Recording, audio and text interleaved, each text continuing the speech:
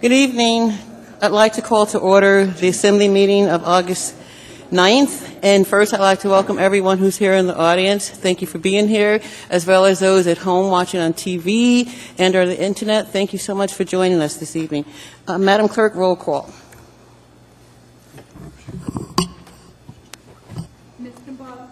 Present. Mr. Croft. Present. Mr. Evans. Here. Mr. Flynn. Present. Ms. Gray Jackson. Honored to be here. Mr. Traney. Here. Mr. Steele. Here. Mr. Peterson. Here. Mr. Starr. Here. Mr. Dunbar. Here. Mr. Weddleton. Here. You have a quorum. Thank you. Mr. Potter, would you please come to the podium and lead us in the Pledge of Allegiance?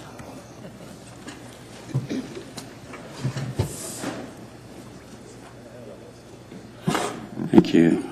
I pledge allegiance to the flag of the United States of America and to the republic for which it stands, one nation, under God, indivisible, with liberty and justice for all.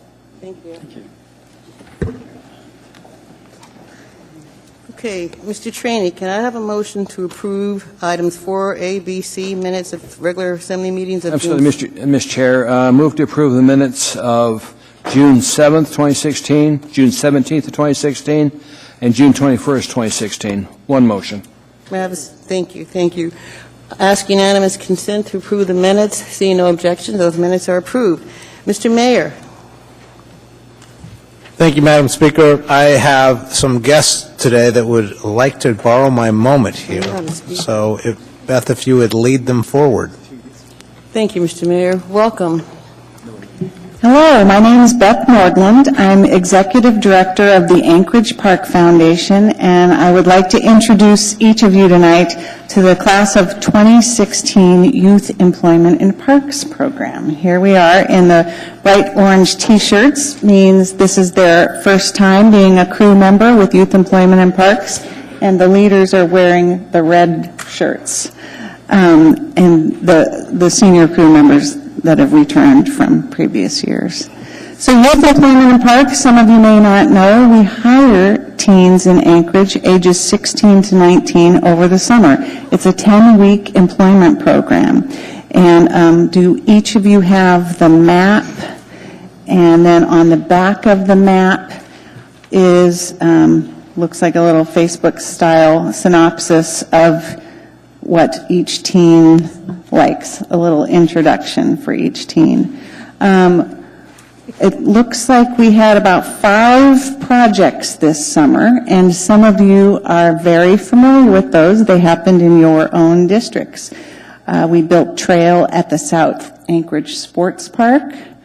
We worked on the lake bed in the riparian area around Taku Lake. We built a connector trail at Meadow Park to the new German immersion school, Ruckelsschule. We worked at Cuddy Family Midtown Park. We did some plantings and to prevent the geese situation there. Maybe you'll learn a little bit more about that. It looks beautiful. And then we did a trail, the Chugach connector. So some of you know about the different projects in your district, and your districts are reflected on the map, and you can also see which teens, or that there are teens from every district that live in your areas. So what we like to do each year, this is our 10th Youth Employment in Parks season. So we've accomplished a lot. We've had a good summer. We are now in the middle of our mentorship week. So they are out of the field, and they've had a great summer. They had a lot of sun, some heat, some bee stings, some really hard work, and they learned a lot, and they had some really good recreation time. So without further ado, I'll call the teens up to the podium. They'll give you a synopsis of where they're from and what their favorite projects were for the summer, and then you usually ask questions at the end. So one moment. Ready, row one, ready?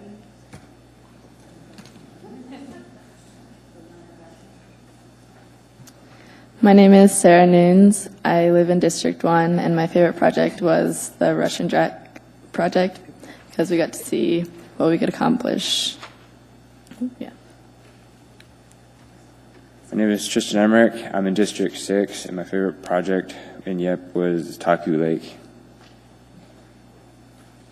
I'm Brian Moulton. I'm from District 6, and my favorite project was Taku Lake. My name's Anton Green. I'm from District 2. My favorite project was Taku Lake, and I'm also a youth representative on the Identity Board of Directors.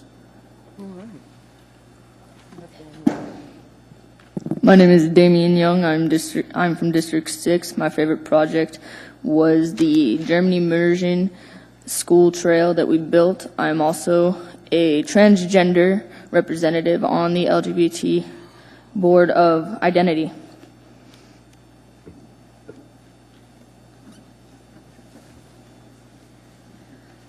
My name is Holly Reddington. I live in District 4, and my favorite project from this year was probably our final project, which was the South Anchorage Sports Park Trail. Hi, I'm Kat, and I'm from District 5, and my favorite project was the South Anchorage Park. My name is Gerald, and I'm also from District 5, and my favorite project this summer was the Cuddy Park Family Midtown planting and the goose learning thing. Hi, I'm Gavin Mumford, and I'm from District 5. My favorite project was the South Anchorage Park. Good evening. My name is Jace Jerome. I live in District 2, and my favorite my favorite project was the Chugach Foothills Connector Trail. My name is Andrew Taylor. I live in District 5, and my favorite project was Cuddy Park. Good evening. My name is Louis Daniel. I'm from District 5, and my favorite park was the Taku Lake Park. Thank you. I'm Emma. I'm from District 6, and my favorite was Rilkeshula. My name is Florence, and I'm from District 1, and my favorite part was Taku Lake.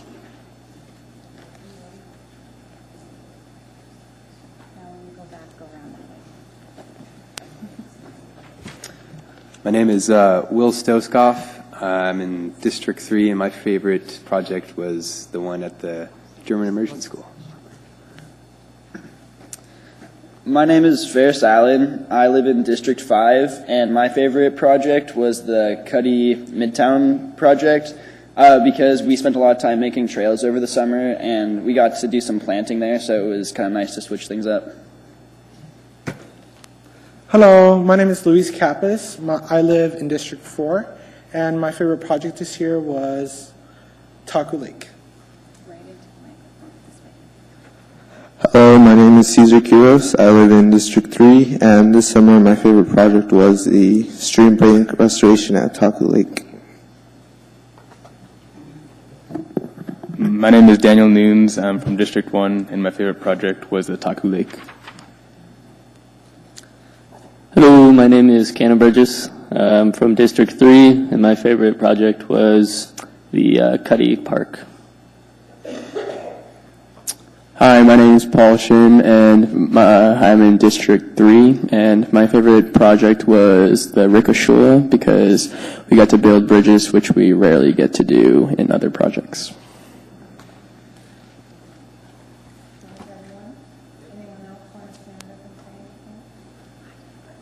So that's our whole youth employment and parks team this year, and thank you very much for the opportunity that they get to come and address the assembly. Of course, it's very fun for the assembly to hear what happened in the field in our parks all summer long. It is very fun. I just want to give them all a hand.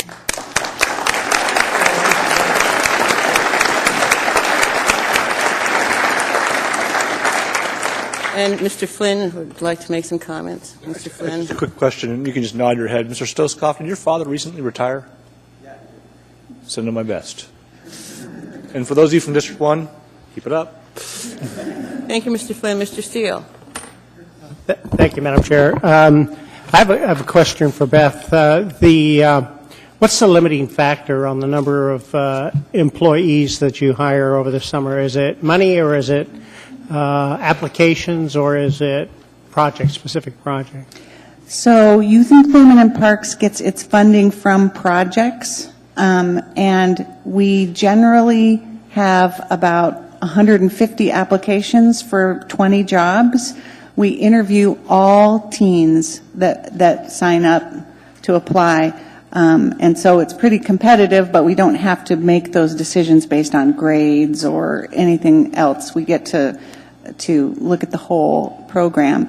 The limiting factor, I would say, we're always looking for project money, and then it's not the teen's salary that's the limiting factor, is what I'm saying. It's scoping a new project, getting the money for the project, identifying, and the work that it takes for the crew members and for the crew leaders and the staff in the back row that should all wave. A lot of work goes into every project. Who scopes out the effort in terms of what specifically you're going to do? Are these the team leaders? Well, the Anchorage Park Foundation and the city work together. It's a public-private partnership, and we're always seeking teen-appropriate labor-type projects. So trail building and waterway restoration are really good for the teens. It's a first job situation. So that's the kind of funding we're looking for. And we're already in project funding mode, of course, for 2017. So be on the lookout for us. Good group of people, yeah. We're hoping maybe some soft surface trails in the Muldoon Town Square Park, because those will be needed. Thank you, Mr. Steele. Mr. Shraney? Beth, when do you hire the kids? Beth here. When do you hire the kids in the summertime? We generally make the applications available at the end of February or in March, and then we do all of the interviews in April, and then they're secured in May. And they start around the 1st of June. We'll have to have a talk. I have this little project on Campbell Creek I want to see done. Thank you, Beth. Thank you, Mr. Trainee. Mr. Dunbar.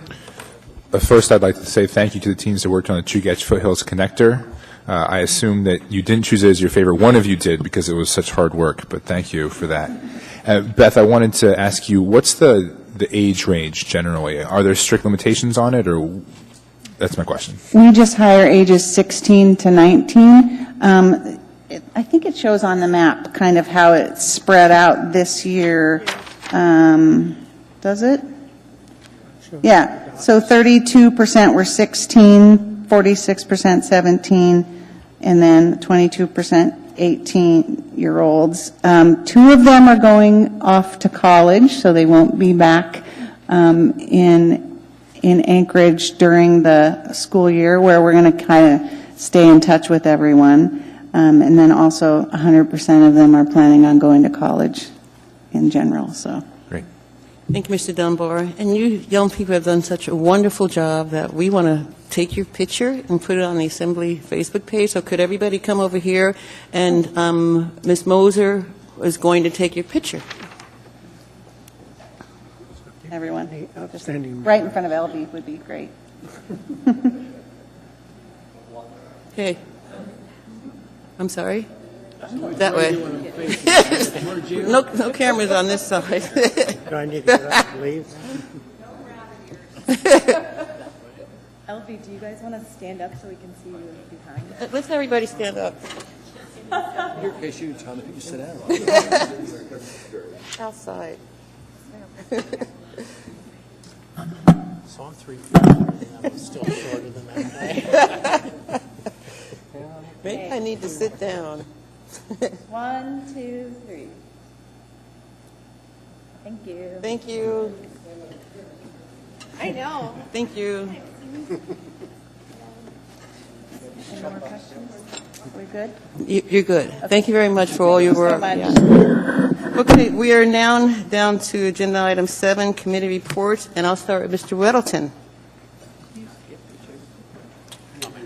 Thank you, Madam Chair. Mr. Weddleton, can you hold off for a moment? I skipped the chair's report. That's because I don't have much to say. Anyway, the Budget and Finance Committee is going to meet on August 18th, and I'm the chair of that committee, but it's a committee of the whole, and we're going to meet at noon. And there's an agenda item on the agenda, item 9E2, the revenue status, and I'm asking the administration, they give a report to us at the Budget and Finance Committee meeting, every meeting, but I'm going to ask for a more in-depth report at our Budget and Finance Committee. Thank you. Mr. Weddleton. The Community Economic Development Committee met, and we looked at a couple marijuana projects, which we will deal with this evening, and we set up a very busy schedule to look at every marijuana project coming at us and a few other land use things coming up, so pay attention to the website. Lots going on. Thank you, Mr. Is your mic on, John? Yes. Thank you, Mr. Weddleton. Mr. Dunbar. Nothing to report, Madam Chair. Thank you, Mr. Dunbar. Mr. Starr. No report. Thank you, Mr. Starr. Mr. Peterson. Thank you, Madam Chair. And the Ethics and Election Committee will be meeting on the 24th at City Hall. That's August 24th at noon. And I think it's usually room 240. Thank you. Thank you, Mr. Peterson. Mr. Steele. Yes, Madam Chair, thank you. The Enterprise Committee will be meeting also on Thursday, the 18th, 11 to 12. Thank you, Mr. Steele. Mr. Trainer. Just, we did have a Public Safety Committee meeting this last week, and Mr. Evans wasn't there, so we dealt with it. Appreciate everybody that participated in that. And the Rules Committee had a meeting this week, and we're going to be sending more stuff to the Rules Committee, Madam Chair. Thank you, Mr. Trainee. Mr. Flynn. Thank you, Mr. Flynn. Mr. Evans. No report, Madam Chair. Thank you, Mr. Evans. Mr. Croft. Nothing to report, Madam Chair. Thank you, Mr. Croft. Mr. Bosky. Madam Chair, I have no report, but I do have a disclosure to make. Do you want me to do it this week or next week? It's something that's on the agenda for introduction. Next week. Okay. Thank you, Mr. Bosky. Okay, Mr. Trainee, can I have a motion to incorporate the... Move to incorporate the addendum to the agenda and laid on the table items. One motion for both items. Thank you, Mr. Trainee. We'll need a second, Madam Chair. Thank you. Okay, addendum to the agenda. Item 9D17, Assembly Memorandum AM 555, 2016-2017 Alaska Taste of Thai, 2 LLC, DBA Taste of Thai, for the transfer of ownership of the restaurant, eating place liquor license with restaurant designation permit. Agenda item 9D18, Assembly Memorandum AM 556, 2016, additional change order authority to Pinnacle Construction, Inc., contract for the Lusac Library renovation project for the municipality of Anchorage, Maintenance Operations Department, $750,000. Item 9F4, Ordinance 2016-92, an ordinance of the Anchorage Municipal Assembly amending Anchorage Municipal Code Section D, subsection 1050-035D to extend sunset of the Bar Safety Hour Permit Program from August 31st, 2016 to August 31st, 2017, absent other future action by the Assembly. Item 9F5, AO 2016-93, an ordinance of the Municipality of Anchorage, Alaska, authorizing the borrowing and accepting from the State of Alaska Clean Water Fund an aggregate amount not to exceed $8,261,600 for the purpose of financing a portion of 7 AWW capital improvement wastewater projects and providing for related matters. Agenda item 9F6, AO 2016-94, an ordinance of the Municipality of Anchorage, Alaska, authorizing the borrowing and accepting from the State of Alaska Drinking Water Fund an aggregate amount not to exceed $12,360,000 for the purpose of financing a portion of 6 AWW capital improvement water projects and providing for related matters. Item 11A4, Information Memorandum AIM 97-2016. Item 14A2, Information Memorandum AIM 98-2016. And for the late on table items, Item 9F. Item 9F7, AO 2016-95, an ordinance of the Anchorage Municipal Assembly amending Anchorage Municipal Code Title 21, Nude Code, Chapter 2104, Zoning District, Section 2104-050, Industrial Districts, Paragraph 8, to change the boundary of the interim existing allowed use area on the interim existing allowed use area map, and to redefine the deadline for reverting to the underlying I-2 zone. Item 9F8, AO 2016-96, an ordinance of the Anchorage Municipal Assembly amending Anchorage Municipal Code subsection 1050-035 to eliminate the sunset of the Bar Safety Hour Permit Program on August 31st, 2016, to make the program long-term, absent other future action by the Assembly. Laid on table item 14M2, a resolution of the Anchorage Municipal Assembly approving marijuana license and special land use permit for a marijuana cultivation establishment with license number M1039, doing business as Alaska Rustic LLC and located at 184 Ray Hala Lane. Ask unanimous consent to incorporate addendum and laid on table items. Seeing no objection, they are incorporated. Mr. Trainor, may I have a motion to approve the consent agenda? Move to approve the consent agenda, Madam And Chair. a second, please. Second. Thank you. And first, we'll go through items to be pulled, and we'll start with Mr. Mbosky. No items. Thank you, Mr. Mbosky. Mr. Evans. No items. Thank you, Mr. Evans. Mr. Flynn. Thank you, Madam Chair. Items 9 Delta 15, 9 Delta 16, and 9 Delta 18. Thank you, Mr. Flynn. Mr. Trainor. 9 Delta 4. Thank you, Mr. Trainor. Mr. Steele. No item. Thank you, Mr. Steele. Mr. Peterson. No items. Thank you, Madam Chair. Mr. Starr. No items. Thank you, Mr. Starr. Mr. Dunbar. 9 Alpha 2 and 9F4. F as in Frank.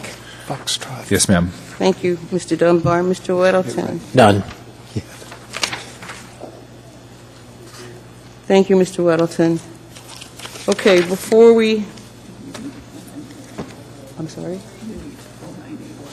Somebody needs to pull that for me. Mr. Trainor, can you pull 9A1? 9A1, Madam Chair. Thank you, Mr. Trainor. Now, before we address the items pulled, ask unanimous consent to approve the consent agenda. Seeing no objection, the consent agenda is approved other than the items that we're going to address. First item on the agenda is item 9A1, 2016-221, a resolution of the Anchorage Municipal Assembly recognizing and honoring the exceptional service and achievements of Bogdan Nowak. I'm going to present, and we have someone who's going to read.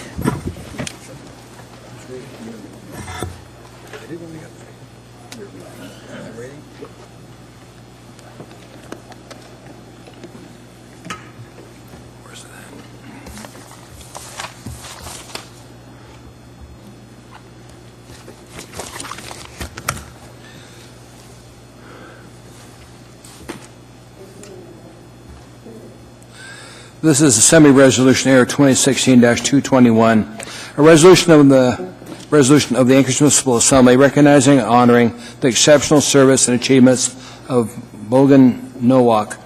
Whereas Bogdan Nowak began his stewardship in Anchorage, Alaska in 1985, and his grand adventure took him through many fields, such as electrical, automotive, and construction industries.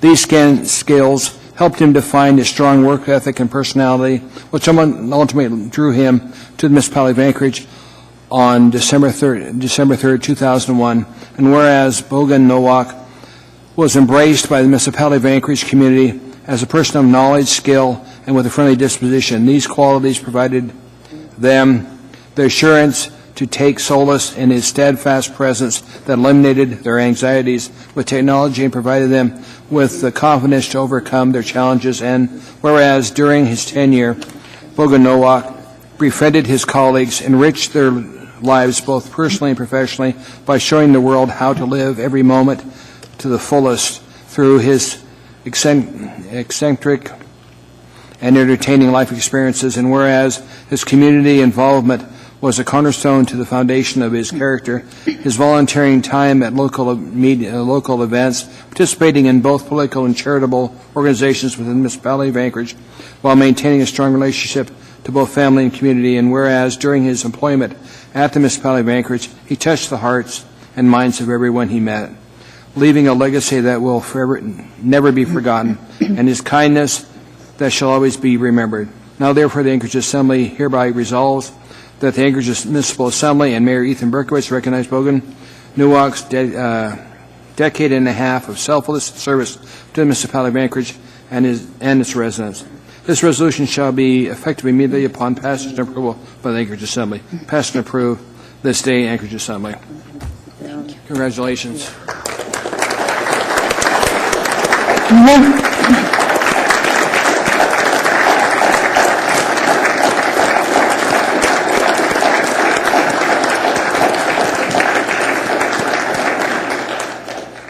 Thank you.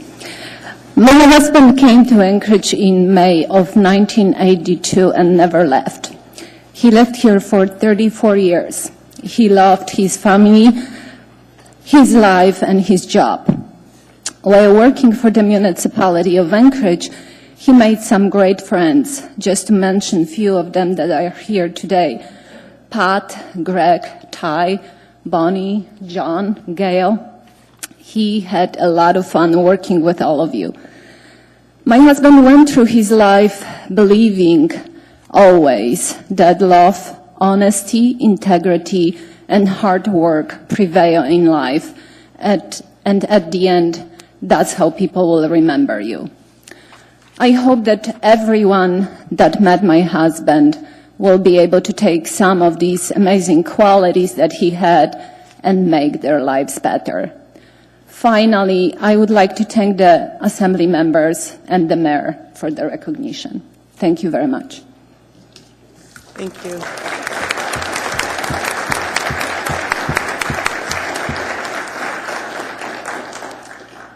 We are now at Agenda Item 9A2, 2016-224, a resolution of the Anchorage Municipal Assembly supporting Alaska Wild Salmon Day. Mr. Dunbar. Thank you, Madam Chair. And as my colleagues know, I'm actually an immigrant to Anchorage, came from the fishing town of Cordova, so I'm honored to get the opportunity to read this resolution. Can you make a motion, please? Oh, yes. Make a motion to Approve. approve. Second. Thank you. Ask unanimous consent. Seeing no objection, this resolution is approved.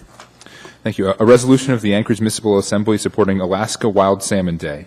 Whereas on May 8, 2016, Governor Bill Walker signed HB 128 into law, establishing August 10th of each year as Alaska Wild Salmon Day. And whereas Alaska is home to the world's largest, healthiest, and most abundant wild salmon populations, which provide food, jobs, and income through commercial, subsistence, and recreational fishing. And whereas salmon are critical to the state's economy, generating over 50,000 jobs and over $2 billion in annual economic activity. And whereas Alaska Native communities in South Central Alaska have harvested, prepared, and relied on Cook Inlet salmon for thousands of years, including on rivers such as the Eklutna River, Ship Creek, Campbell, or Chester Creeks. And whereas the Anchorage Fish Management Area contains over 20 watersheds, and includes all lakes and all streams flowing into the Knik and Turnagain Arms between the Eklutna River and Ingram Creek, Anchorage, Eagle River, Chugach, Birchwood, Peters Creek, Eklutna, Indian, Bird, Girdwood, and Portage, and 2 military bases, Elmendorf Air Force Base and Fort Richardson Army Post, are all located in this management area. And whereas Anchorage offers unique and diverse recreational fishing opportunities in an urban environment, most of the major area sport fisheries occur in fresh waters and target 3 species of salmon: Chinook or king, coho or silver, and pink or humpy. Anglers also fish for other salmonids such as rainbow trout, landlocked Chinook salmon, and Dolly Varden. Wild stock salmon sport fisheries occur in several Turnagain Arms streams, including Bird Creek, pink salmon, and 20 Mile River, coho salmon. And whereas over 40% of Alaska residents reside and recreate in the Anchorage area, and Anchorage residents spend on average of 97,000 annual angular days fishing on creeks and streams in the municipality of Anchorage. And whereas the Upper Cook Inlet commercial fishery supports over 1,300 commercial fishing permits, contributing 10% of statewide commercial fishing permits. And whereas the annual Upper Cook Inlet salmon harvest is 3.7 million salmon, which generates on an annual average ex-vessel value of over $30 million. And whereas our salmon are a source of pride and joy for Alaskans, and a great natural asset in our communities that should be stewarded. Now, therefore, we, the Anchorage Assembly, resolve that the Anchorage Assembly and the Mayor supports and recognizes Alaska Wild Salmon Day as recognition of the importance of Alaska wild salmon to the cultures, communities, and economies of Anchorage. Passed and approved by the Anchorage Assembly this 9th day of August, 2016.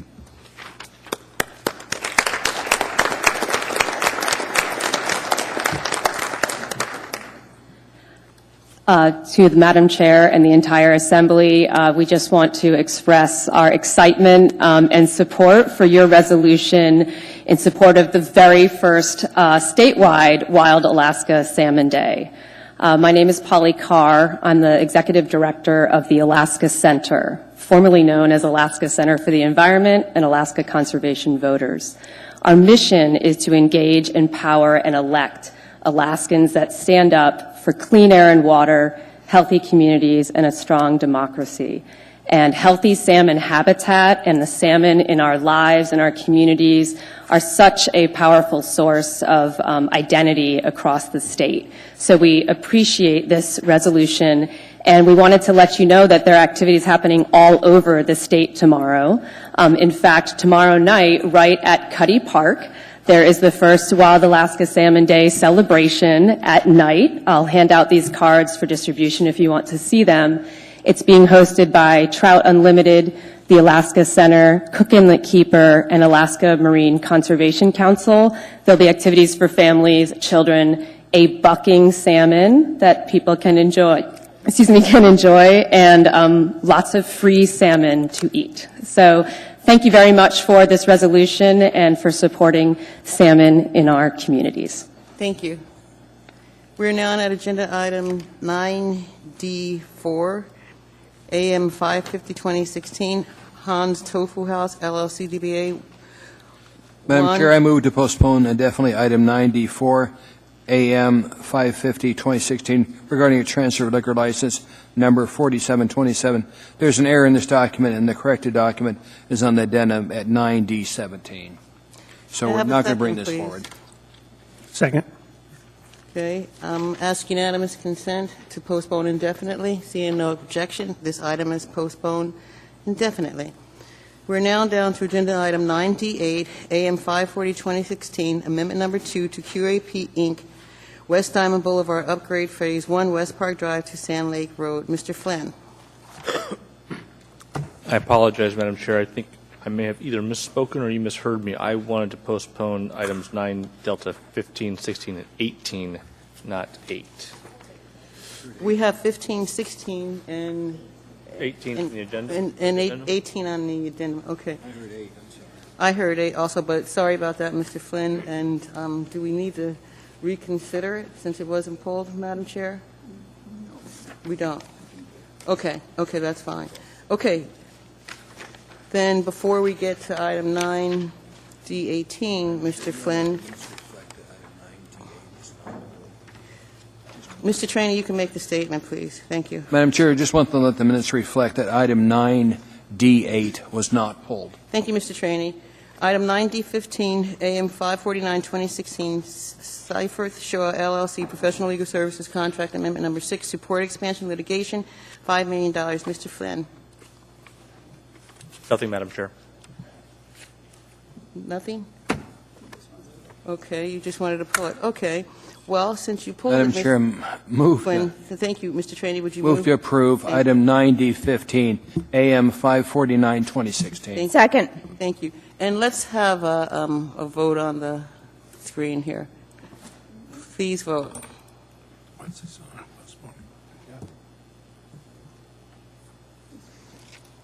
That item was approved. Next item on the agenda is item 9D16, AM 554-2016, rezoning of Lot 1, Block 15B, 3rd Edition, Anchorage. Mr. Flynn. Thank you, Madam Chair. I move to set this item for a public hearing at our subsequent meeting on August 23rd. Second. Ask unanimous consent to set it for public hearing on the 23rd, and seeing no objection, that is set for public hearing on August 23rd. Next item on the agenda is item D18, AM 556-2016, additional change order authority to Pinnacle Construction, Inc., contract for the Lusac Library renovation project, $750,000. Mr. Flynn. Thank you, Madam Chair. Move to approve. Second. Madam Chair, if I may ask a couple of questions here. Certainly, Mr. Flynn. And I'm not sure who the appropriate person to answer is. Obviously, I'm very supportive of the project, but what I did not see was whether or how this fits within the project budget.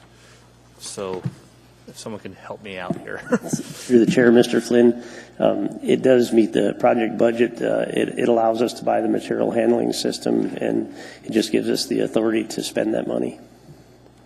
Okay, how much headroom do we have left? Pardon? How much headroom do we have left if we approve this in the project budget? How much? Right now, it'd be over and above the material handling system would be $300,000. That's the change order authority. Is that the entire budget that we're obligating at this point?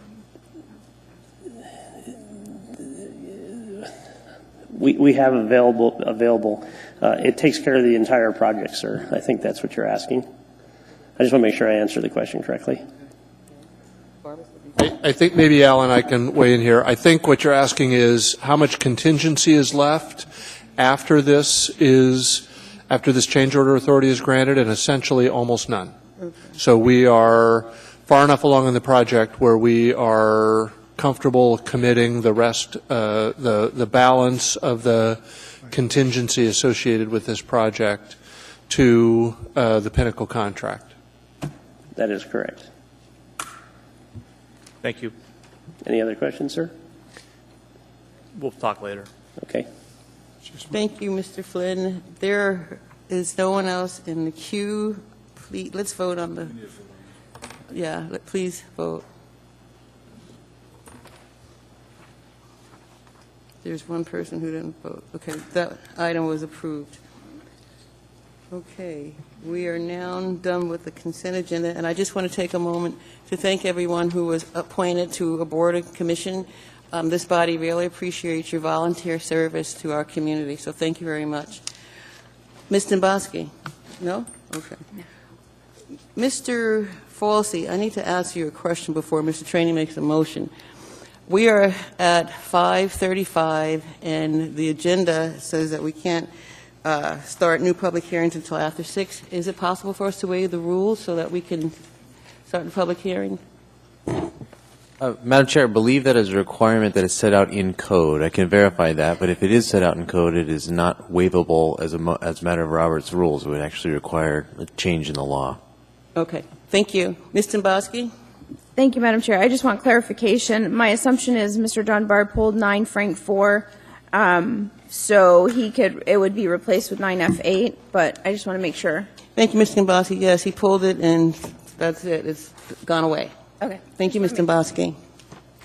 Okay, well, since we can't go to public hearings, we're going to take a break, folks, until 6 o'clock. Madam Chair? Mr. Starr. 11A, is the public hearings closed on that? I think, aren't we just doing assembly action? Thank you, Mr. Starr, for bringing it up. Mr. Flynn has asked us to make a motion when we get to it to change the order of the day and move it to the end of the agenda with the other marijuana licensing application, because Mr. Flynn cannot vote on these two items, and it would be nice if he could leave the room just once. I rolled my eyes, Mr. Flynn. Okay, that's fine. But thank you so that everybody else understands what we've done. I appreciate that. Thank you, Mr. Starr. We're going to be on a break until 6 o'clock. Thank you. I should add him.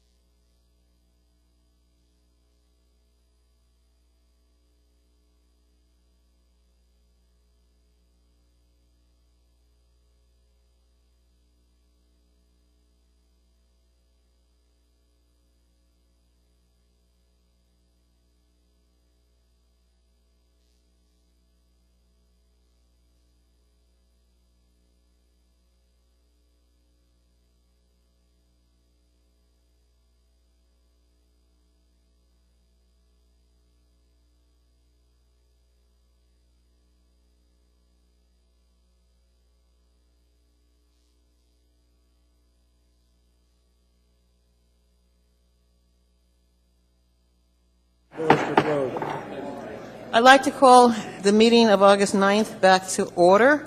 Mr. Trainee. Madam Chair, I'd like to make a motion to move item 11A to occur after item 14M. That's a motion to change the order of the day. Yes, it is, ma'am. We need a second. Second. Any objection? Seeing none, that is moved to the end of the agenda. We are now at new public hearings. 14. Item 14A, AO 2016-77, an ordinance of the Anchorage Municipal Assembly amending the Eklutna Overlay District and Anchorage Municipal Code, Section 2110-040 G4. Public hearing is now open. Anyone wish to be heard? Anyone at all? Mr. McQueen, I think you wanted to speak to this one. Thank you, Mr. Starr. Thank you. Welcome, Mr. McQueen. Please spell your last name. McQueen, and thank you, Ms. Chair. And it's an honor to be in front of the Assembly, and I'm very honored to have in the audience our Eklutna Board of Directors, who also are tribal shareholders, and First Chief Lee Steffen sends his regrets. He is still in Washington, D.C., but we have Aaron Leggett, Kim Zello, Maria Coleman, and Michael Curry in the audience, and we also have two of our staff members. First of all, we are so honored that you guys, the Assembly, is considering this. We have tribal shareholders. Obviously, we're the indigenous people of Anchorage, but they all live in all your districts. We are very appreciative of the Assembly's support on behalf of the Eklutna people, and we're very appreciative of the current administration and Mayor Berkowitz for the amount of time that he has spent out at Eklutna. Too large of a laundry list to talk about all the things that we have done and contributed to this economy and to this community, both socially, culturally, and economically. And we're having some very exciting discussions with the current administration about the future. We look at this as a recognition from this Assembly of everything that Eklutna means to this community. And I can tell you from leaders of AFN, Alaska Federation of Natives, there are a lot of the Native community that always appreciate when the Assembly recognizes the tribe of Anchorage. We do have a handout that Maria Coleman has put together that we'd like to hand out, and I know she has a few words that she would like to share. Besides being very appreciative of all members, we are especially would like to recognize the members that do live close to Eklutna, and that is Ms. Dombowski and Mr. Starr. And Mr. Starr, we have enjoyed all the visits and the meetings you've had. Mr. Starr talks about Arizona and the Navajo people, and the Dena'ina, the Dene, have a very similar vocabulary, and I am not the person to speak to that. That may be Mr. Aaron Leggett. But to be embraced by the Assembly, and specifically our representatives and Mr. Starr, warms our heart. And to also have the productive meetings we've been having with the mayor about the future and where Eklutna plays a role has been really heartwarming. So we thank you. We appreciate and hope for the support here. Anyway, thank you, and I might have someone else want to speak. Thank you. Welcome. Please state your name and spell your last. Hi, my name is Maria Coleman, Coleman, and while I am on the Eklutna Inc. board, I'm also vice president of our tribe, Native Village of Eklutna. And I prepared some background information just to help you understand some of the history with this particular piece of property we're talking about. But I don't want to focus on what I wrote. I think you have time to review it. I do want to emphasize that when we talk about Eklutna, we're not just talking about the 50 people at the village, although my mother and some of my family members live there and my brother is buried there. I actually live in Sand Lake area near Diamond, and it's part of our traditional area. I have family who live in the Matanuska Valley. So when you consider shareholders and tribal members and their descendants, minimally it's 10 times 50. And we have strong connections with very many other people. One of the points I want to emphasize really is, some of you may know that our history has been pretty devastating. 100 years ago, we were nearly extinct. We've had a long history of, I guess you'd call, maltreatment and lack of recognition. And I still have the angry voices in my head when elders who have passed on spoke about it. And in recent years, we've started a journey together where that history is changing, where we are recognized as human beings, and where our uniqueness and our culture are valued just as anybody else's is, instead of being stomped on. And what's really, Ikuta is in all of our hearts, our 500 to 1,000 people. But what's really important is when I speak to my grandchildren about our history, because none of this is discussed in public schools, I have good things I can tell them. That quiets the voice from the past.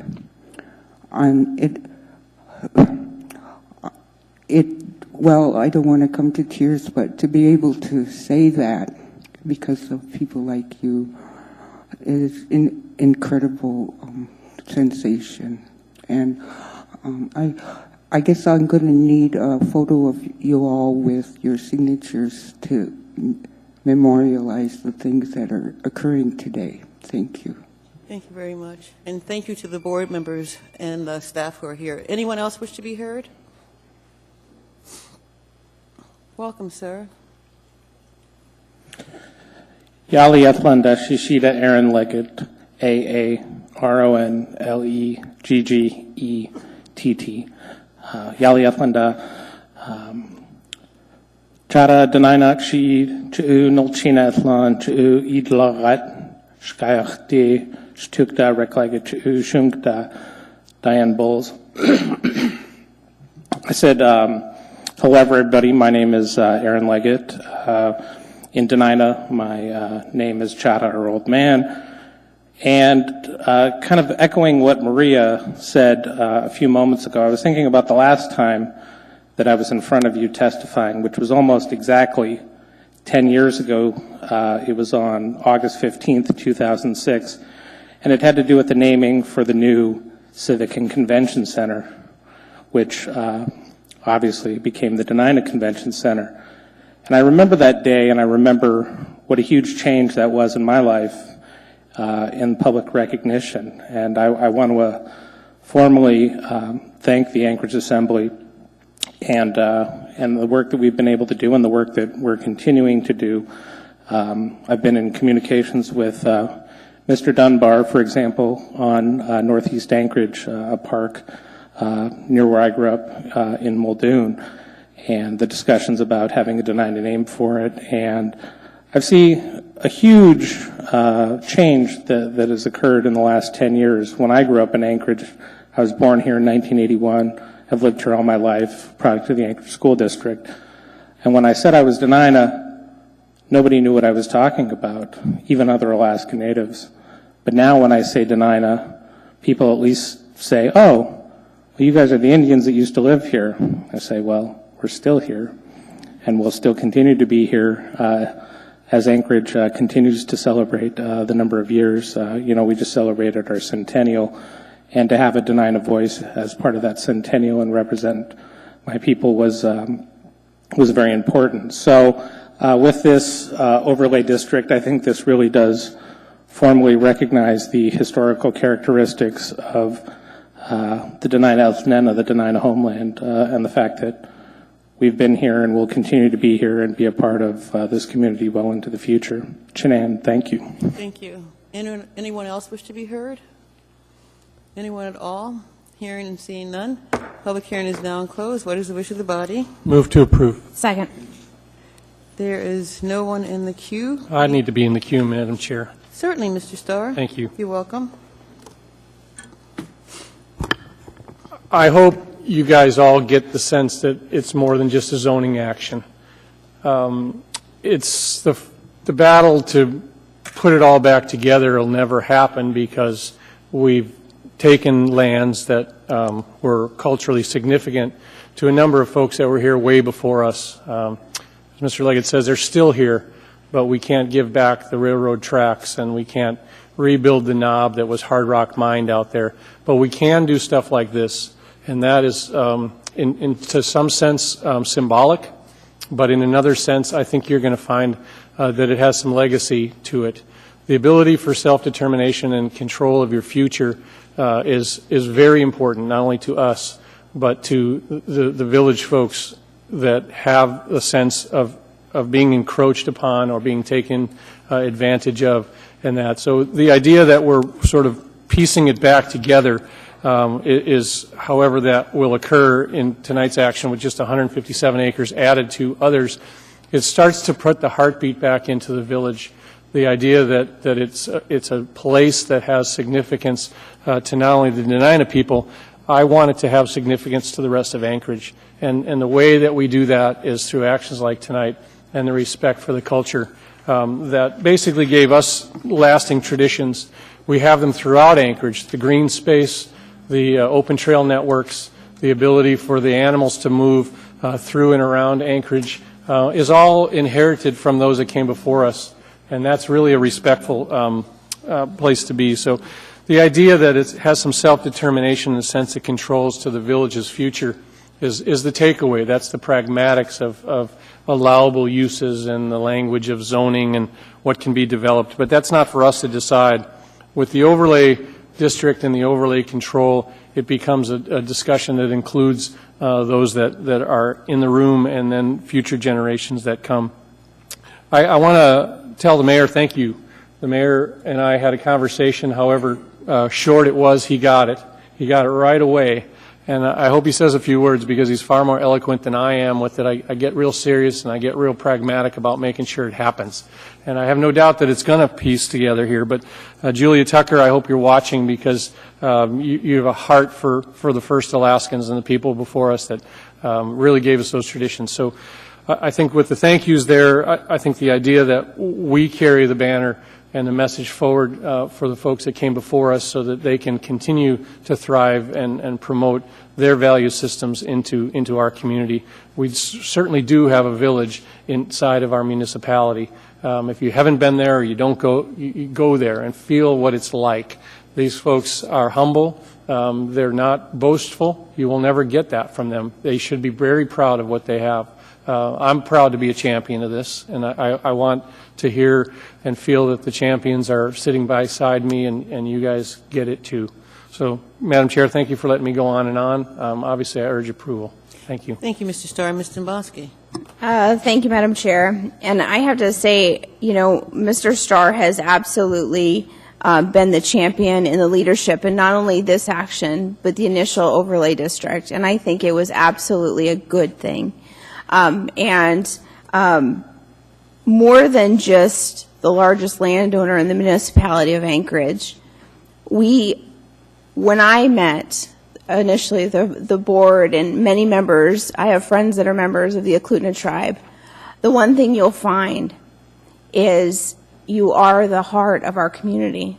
It's that humbling, loving, neighborly spirit. And I can tell you, I am the closest member to this village. I live in Peters Creek.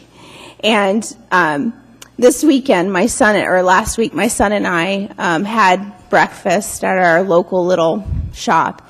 And Chief Stephan walked in and he greeted me with the greatest, biggest hug and, gave some words of wisdom to my son. But there is never a time when they'll walk by you and say, I don't care, anyone who I've talked to will walk by you and not say hello, good morning. But I want to remind people, when we're talking about Eklutna, we're not talking just about a corporation. We truly are talking about people. And they're people that have been willing to be the cornerstone, the fabric of our community. Whether we're talking about, we have an issue with a snow machine race and we have to go talk to Curtis because they want to cross their lands, and how do we do this? Or whether we're talking about multiple school sites that they've made available for virtually nothing. So there is no part of our lives as citizens of Anchorage that hasn't been touched by the loving, caring, and generosity of the people of Eklutna. And I think it's a humbling reminder for all of us that we recognize there are those that came before us, and this action tonight is an action to show respect. It's an action to show humility and just to show our gratefulness. So thank you for all you've done, and I guarantee you don't hear it enough. But we are very, very appreciative, and I'm grateful to be your neighbor and be part of your community. Thank you. Thank you, Mr. Bosky. Mr. Flynn? Thank you, Madam Chair, and I'll add my thanks to Mr. Starr for his efforts. I think it's important and valuable. And to the members of the Eklutna tribe who are here, my thanks as something of a historian. Some of my colleagues have had to put up with some of my soliloquies on things that came before us. I appreciate being able to draw on your resources. Mr. Leggett, you may not know it, but you have advised me in the past, and I appreciate that. So thank you very much. Thank you for all you do, and I'm proud to support this measure. Thank you, Mr. Flynn. Mr. Trainee? Madam Chair, I'll be supporting this. It's good that we're getting this done, as we did in 2006 with the name of the Denina Center, because we're one town. And Bill, you've done a great job. No matter who the mayor was, you've been pursuing this. You and I have been in this body for a long period of time. We had some mayors that wouldn't even talk to the people when it's their land. And I appreciate getting with Mayor Berkowitz and getting him on board on this, because this is something we need. It's a problem we need to take care of. And I appreciate your dedication to get this done. I'll be supporting you on this. Thanks, Bill. Thank you, Mr. Trainee. Mayor Berkowitz? Hey, I'm going to make some comments. Thank you very much, Madam Chair. Assemblyman Starr, thank you very much for your very kind words. I appreciate it. And to my friends from Eklutna, it is a rare thing to live in a city that was born from a village and still had that village be among us. And so as a city, we are incredibly grateful. The values that come from this land are values that the people, your people, have cherished and held and nurtured, and they're values that give the rest of us strength. And I look forward to seeing what emerges in the time to come. But this is a day to celebrate, and thank you very much for your persistence and all the contributions that you've made to us. Thank you. Thank you, Mayor. Thank you. Ms. Gray Jackson? Thank you, Chairman Trainee. I just want to say that it is truly an honor to sit here with two assembly members from that area who truly recognize the first people and that they were here before us. It's an honor to sit here with you. I had the privilege of attending for the first time powwow last year with Mr. Trainee, and we went again this year, and it was truly amazing. And I was honored because I had a friend visiting from out of town, and she really got on my nerves because she wanted to take pictures with everybody who was there. And Mr. Starr, I really want to thank you and the mayor and Mr. Bosky, too, for taking the lead and just simply doing the right thing. Thank you for that. Thank you, Mr. Chairman Trainee. Thank you, Madam Chair. Okay, there's no one else in the queue. Please vote. That item was approved unanimously.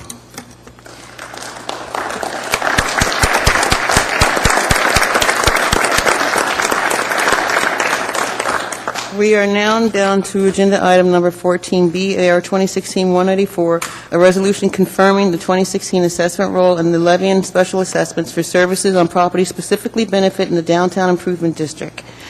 Public hearing is now open. Anyone wish to be heard? Anyone at all? Hearing and seeing none, public hearing is now closed. What is the wish of the body? Move to approve. Second. Thank you. There's no one in the queue. Please vote.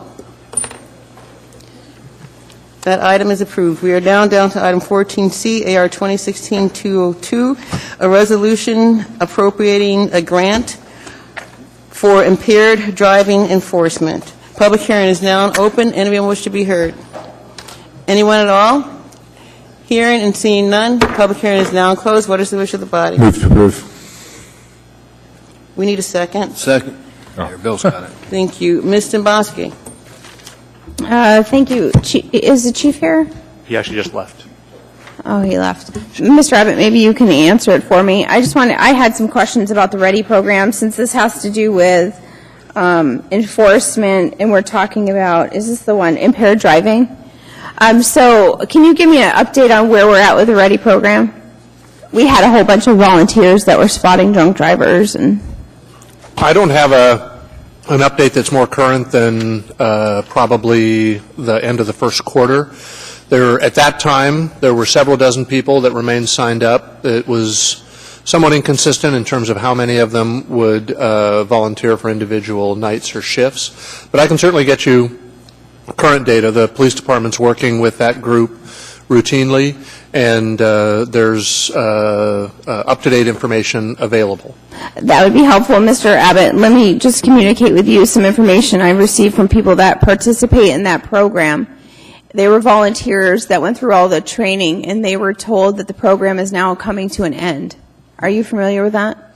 Yeah, like I said, the program has suffered recently from folks not actually signing up for individual shifts, and but before I don't know whether it is still, whether the few people left are still performing or whether it's been put on hold. That's what I want to be able to confirm for you with better data.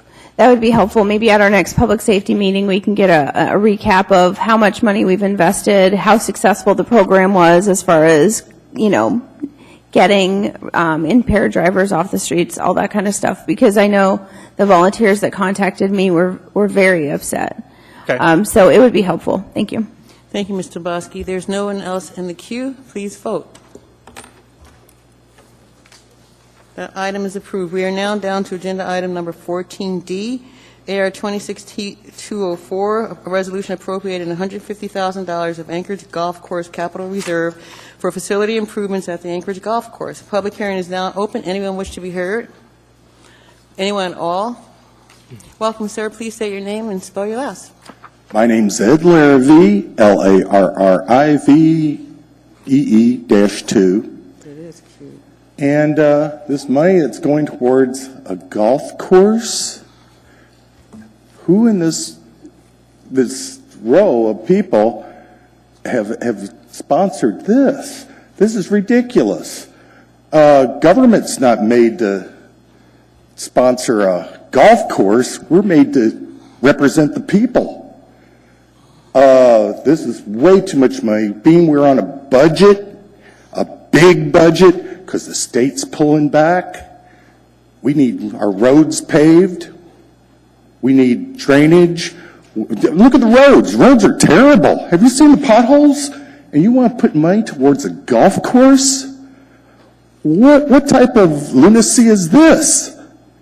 This is almost as bad as the cops cutting off the frequencies of the Bearcat scanner, so that we don't know what's going on outside. Before we could turn on the radio, we would know. This is almost as bad as that. I mean, where does it say in the Constitution of the United States that we're supposed to support a golf course, or a pool, or a tennis court? It doesn't. Government's made to represent the people, not a golf course, not a sport. Let's think about the roads.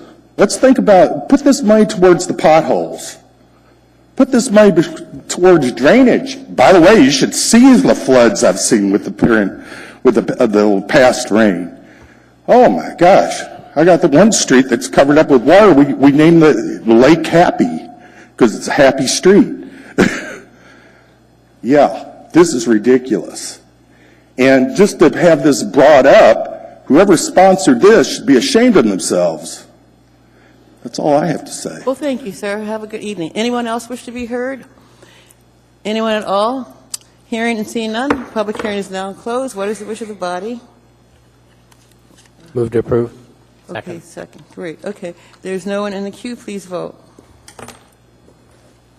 That item is approved. We are now down to agenda item 14E, AR 2016-205, a resolution of the Municipality of Anchorage approving a master tax exempt lease purchase agreement for LUSAC Library capital improvements.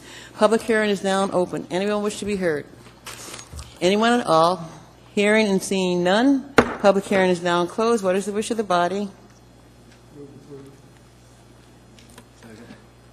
There's no one in the queue. Please vote.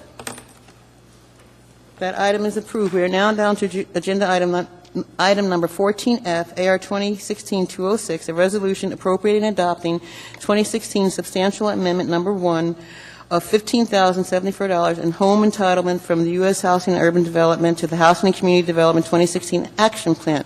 Public hearing is now open. Anyone wish to be heard? Anyone at all? Hearing and seeing none. Public hearing is now closed. What is the wish of the body? Move to approve. Second. There's no one in the queue. Please vote. That item is approved. We are now down to agenda item number 14G. Madam Chair, Mr. Weddleton. I have a conflict on this one. Thank you, Mr. Weddleton. Can you state your conflict, please? My business is one property over from where this parking lot would be built, and across the street from one and one block over, one building over from the other one, and it has a significant benefit potentially for my business. Thank you, Mr. Weddleton. Ms. Dombrowski, can you please ask the questions on our behalf? Sure. Thank you, Mr. Weddleton. If you'll allow me, we'll just set a foundation here. Is the interest that you have in the matter before us, will you hold a significant financial or private interest that is unique to you and not held by the general public? Yes, I do. You do. Madam Chair, that's probably the very basic question, and since Mr. Weddleton has a significant financial interest, I don't believe I need to go further unless you want me to. Thank you, Ms. Dombrowski. You don't need to go further, but thank you very much. Mr. Weddleton, you have a conflict, and so you're excused from voting on this item. Please leave the room. We'll see you back in a moment. Thank you. Don't go far. Okay.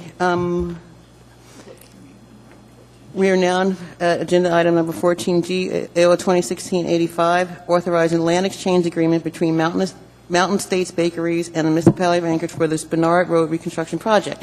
Anyone wish to be heard? Anyone at all? Hearing and seeing none, public hearing is now closed. What is the wish of the body? Move to approve. There is no one in the queue. Please vote. That item is approved. We are now down to agenda item number 14H, AL 2016, an ordinance authorizing the disposal by intergovernmental permit for drainage and public use easement on portions of Heritage Land Bank Parcel 6-036 and 6-134. Public hearing is now open. Anyone wish to be heard? Anyone at all? Hearing and seeing none, public hearing is now closed. What is the wish of the body? Move to approve. Second. Thank you. There's no one in the queue. Please vote.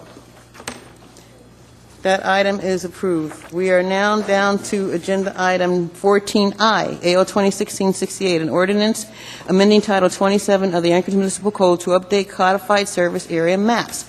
Public hearing is now open. Anyone wish to be heard? Anyone at all? Hearing and seeing none, public hearing is now closed. What is the wish of the body? Move to approve with amendment 1. Second. Mr. Weddleton? I'll second both of those motions. Mr. Weddleton, there was one motion to approve. Now, do you have a proposed amendment, Mr. Set it Weddleton? up. I do have an amendment. It's Amendment 1 that should have been handed out, and it's actually, well, I guess I'd move to move Amendment 1. And we need a second? Second. Thank you. There is no one in the queue. We're voting on Mr. Weddleton's. Okay, that's okay. Can I speak to it briefly, or is it? You certainly can. Okay, it's actually, for anyone who knows, it was incorrectly stated to be a limited road service area, and it is in fact a rural road service area. Fairly small thing, but it was a little concerning to me that it was changed to a rural road service area several years ago in a vote that was never put into ordinance. So that makes me nervous. Are there other things out there that are voted on and never got put where people could see it? But anyway. Thank you, Mr. Weddleton. There is no one else in the queue. We are voting on Mr. Weddleton's proposed amendment. Number 1, please vote. That amendment is approved. That's the only amendment you have, Mr. Weddleton, correct? That's it. Thank you. The main motion is now before us. We're voted on AO 2016-88, amendment title 27. Mr. Croft.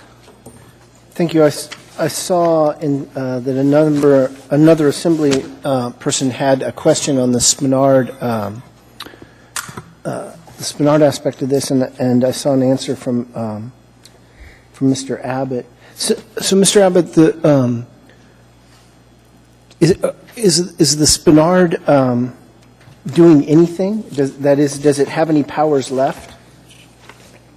The Spenard service area. Through the chair, Assemblymember Croft, the city service area and the Spenard service area are vestigial holdovers from the greater Anchorage area borough. We are actually still trying to investigate whether there are any residual powers of that service area that have not been wholly transferred to other service areas.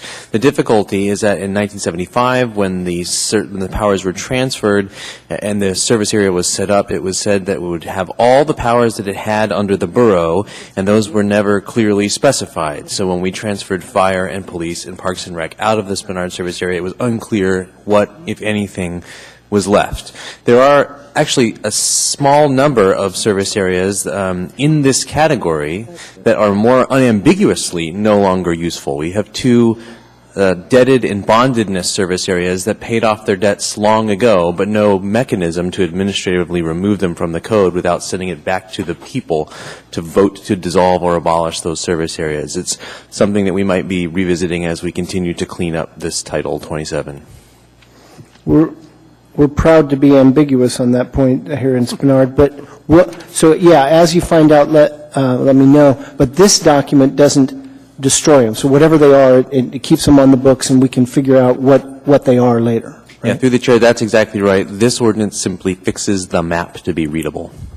Great, thank you. Thank you, Mr. Falsey. Mr. Croft. Mr. Weddleton. Just to cut Mr. Croft off at the pass there, I would recommend we don't vote to dissolve that service area because it might turn into a secession movement in Spenard. Thank you, Mr. Weddleton. Okay, we still have now before us the main motion as amended. Please vote. That ordinance is approved. Mr. Steele? Thank you, Madam Clerk. That ordinance is approved with Mr. Steele's vote. Okay.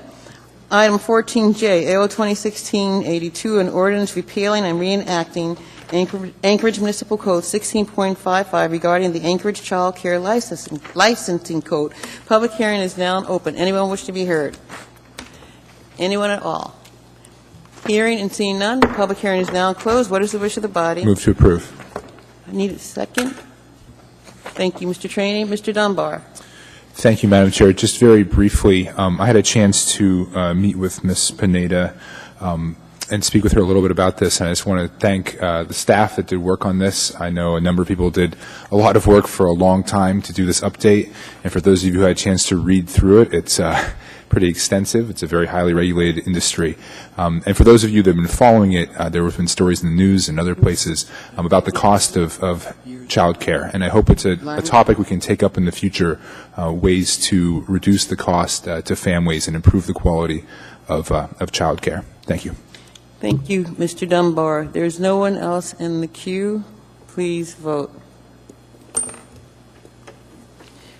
That item is approved. We are now down to agenda item 14K 2016-89, amending Anchorage Municipal Code sections 8.25030 to allow the discharge of a firearm into a bullet trap or clearing barred at the business premises of commercial gunsmiths in non-residential districts holding a valid federal firearms license. The public hearing is now open. Anyone wish to be heard? Anyone at all? Hearing and seeing none, public hearing is now closed. What is the wish of the body? Second. There's no one in the queue. Please vote. That item is approved.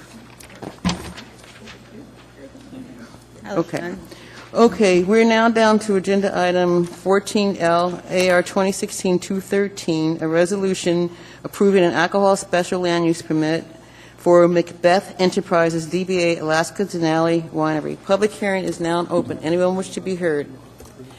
Anyone at all? Hearing and seeing none. Public hearing is now closed. What is the wish of the body? Move to approve. No one in the queue, please vote. I'm sorry, Barbara. That item is approved. We are now down to agenda item Madam Chair. 14M. Mr. Flynn, I presume I'm about to leave the meeting. you are. However, prior to doing so, I believe you are in receipt of a letter from industry representatives who would like to see a revisit of the decision to exclude me from conversations around cannabis businesses. I'll not ask the body to take the time to address that tonight. I know people are eager to move along, but I would respectfully request that you convene a meeting of the Ethics and Elections Committee to review that letter and provide some guidance to this body as to a potential revisit of that ruling. That, I'll accept that suggestion, Mr. Flynn. So we'll have that letter that we received today reviewed by the Elections and the Ethics Committee at their next meeting. Thank you, Mr. Flynn. Have a good evening. Okay. I'll give him a chance to leave. Thank you, Mr. Trainee. We are down now at item 14M, AR 2016-2014, approving a marijuana license and special land use permit for a marijuana cultivation establishment with license number M10239, doing business as Alaska Rustic LLC. Public hearing is now open. Hello, sir. Please state your name and spell your last. Hello, my name is William Russell, Russell, representative for Alaska Rustic. I'm Jason Brandeis, Brandeis, and I'm the attorney for Alaska Rustic. We don't have any comments, but we wanted the Assembly to know that we're available in case there are any questions. Thank you for being here. There's no one in the queue to ask any questions. Thank you. Anyone else wish to be heard?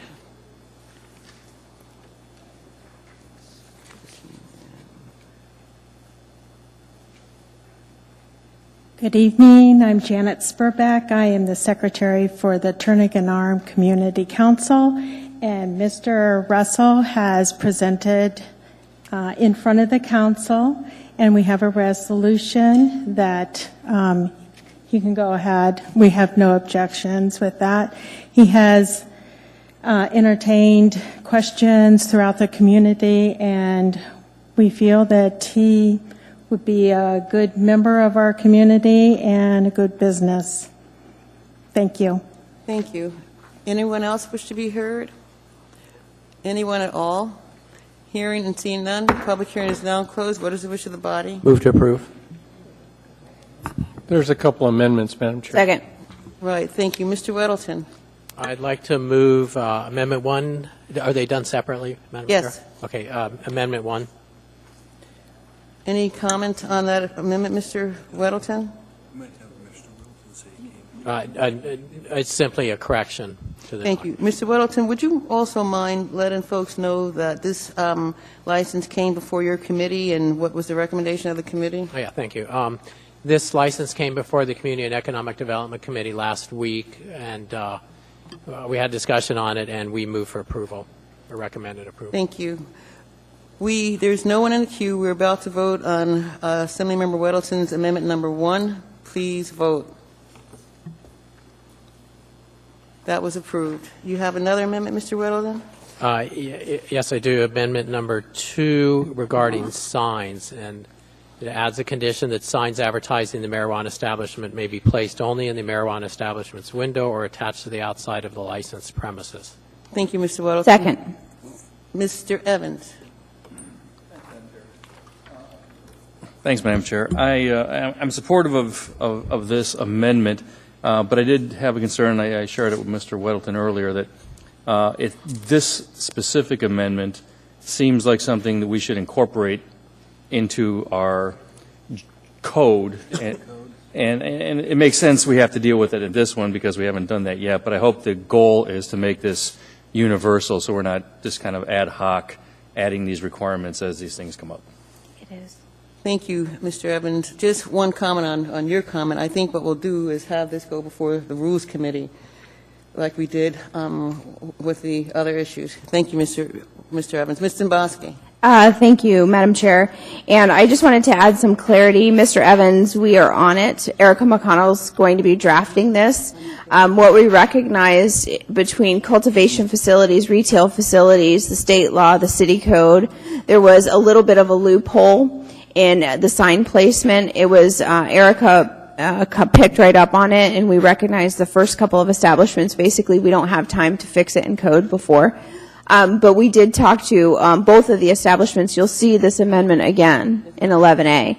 But both establishments were there at the Community Economic Development Committee. Both agreed to this amendment. Nobody had a problem with it. So, yes, we picked up on it very quickly, and we plan on changing code to fix it. Thank you, Mr. Dombrowski. There is no one else in the queue. We are voting on Mr. Weddleton's amendment number 2. Please vote. That amendment is approved. We are now at the main motion, AR 2016-214 as amended, approving marijuana license for Alaska Rustic LLC. Mr. Starr. I will vote yes on this, and I think you guys did a couple things that I was appreciative of, and whether you did it willingly or were told to do it or not, it seemed like the spirit of it was done, including the petition alerting your neighbors as opposed to just sort of driving by and seeing a sign or the special land use permit notification that people just read and throw away. It seems to me you took the extra energy to address head-on what you had in mind, what your intentions were. You're also clear on what you want to do. There's none of this business model that's got less of an intention. You've told us clearly, you want no retail environment. You've got a nice location that works for it. You're also an existing businessman, so I think the idea is that this is where it works, and there may be places where it doesn't work. So I'm not happy to approve it per se. I think that it's clear that you guys are vested in what you're trying to do, and I hope that accountability carries into it so that the businesses come off great. The public outcry against poor performers is to a minimal. I don't think you'll be in that category. So congratulations. I hope you guys make it happen. Thank you. Thank you. Thank you, Mr. Starr. Mr. Dunbar? Thank you, Madam Chair. I just want to echo what my colleague just said. You've gone above and beyond with the petition. I went to the Community Economic Development hearing and listened to your presentation as well, and it's clear that you are very much on top of things. So I appreciate the work you've done and put into this, and I wish you good success. Thank you, Mr. Dunbar. Ms. Dombrowski. I probably don't need to chime in, but, I think it's well worth highlighting. This particular applicant was incredibly thorough. They were incredibly engaged. And if you look at the level of engagement, overwhelming support within the community in which they're going to be housed for this. And this is exactly the type of applicant we expect to see. Someone who has robustly engaged the community, has listened to any concerns. And I think the operator pointed out, it's interesting in this particular area, the one dissenting vote was from a community council they had to go to that wasn't even really in the community. So I would just like to caution those that come with future applications, do your work, because we really, really scrutinize public comments and public participation. And I think going forward, that's exactly what you'll see a lot of us hone in on is, did you do due diligence? Did you actually engage the community? And did you take their comments to heart? I think this particular operator is going to be very successful, not only because of how thorough and how responsible they appear to be, but because of their level of support within the community. So good luck to you. Thank you, Mr. Dombrowski. Mr. Steele. Yeah, I agree. You guys did a great job. I think we're going to have everybody get a petition of everybody in the community, as you guys did. But you did a thorough job. You and other early applicants have taken it to heart and have worked with the state and have worked with the community, and I certainly appreciate that as well. Thank you, Mr. Steele. There's no one else in the queue. We're voting on the main motion, Alaska Rustic LLC as amended. Please vote. That resolution has been approved. Congratulations. Thank you. We are now down to agenda item, right, 11A. Public, no, that's not a public hearing. Where are we? Right, wait. Okay. 11A. We also have 11A1, memorandum, A2, A3, and on the addendum, we have, no, we don't have another one. Okay.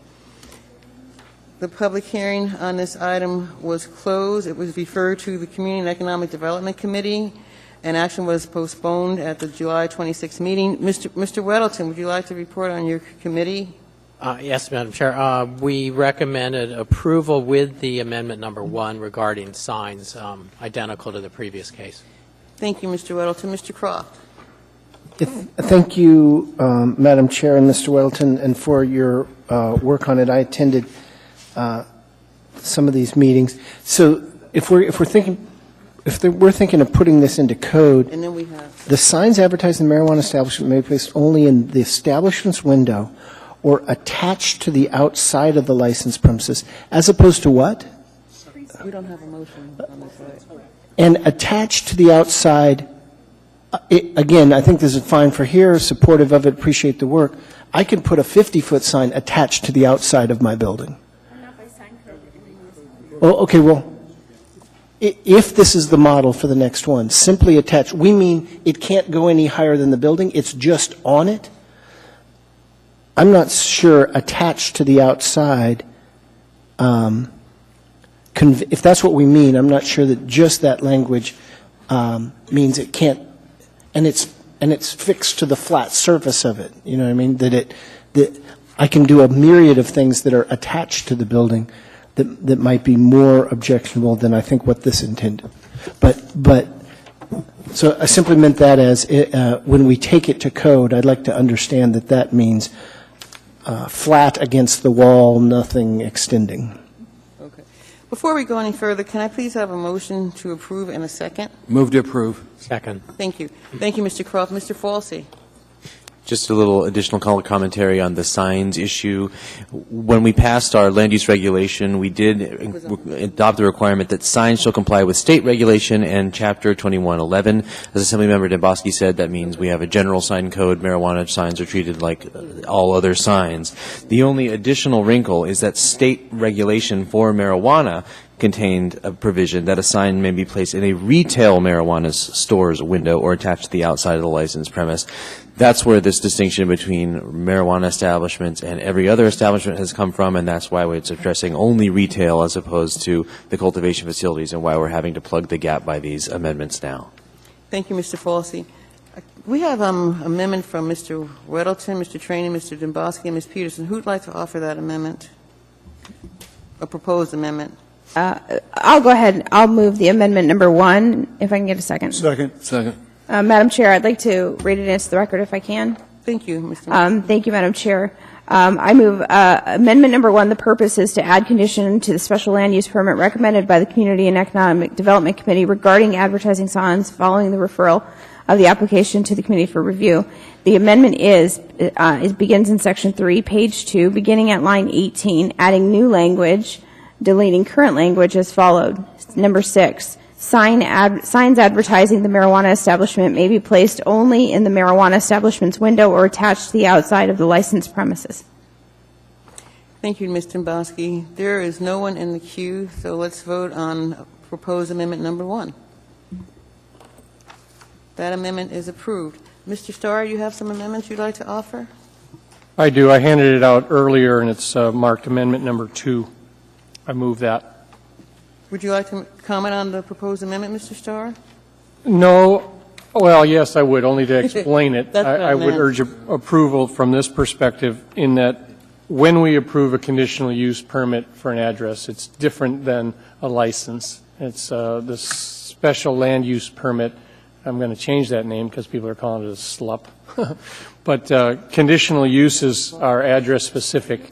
And in the terms and conditions of conditions for operations, we really don't get a second chance at it.